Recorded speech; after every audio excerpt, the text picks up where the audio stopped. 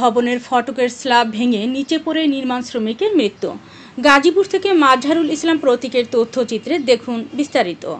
গাজীপুরের শ্রীপুর ভবনের নির্মাণাধীন ফটকের উপরের স্ল্যাব ভেঙে নিচে পড়ে গিয়ে এক নির্মাণ শ্রমিকের মৃত্যু হয়েছে। শনিবার সকাল 9টায় গাজীপুর বর্মি বাজারের পাশে বর্মি পশ্চিমপাড়া এলাকায় এ দুর্ঘটনা ঘটে। নিহত মোহাম্মদ রইসুদ্দিন শ্রীপুরের বালিয়াপাড়া গ্রামের সাইফুল ইসলামের ছেলে। ওই এলাকার কাপড় ব্যবসায়ী মোহাম্মদ ফাইজ উদ্দিনের নির্মাণাধীন বাড়িতে এ ঘটনা ঘটে।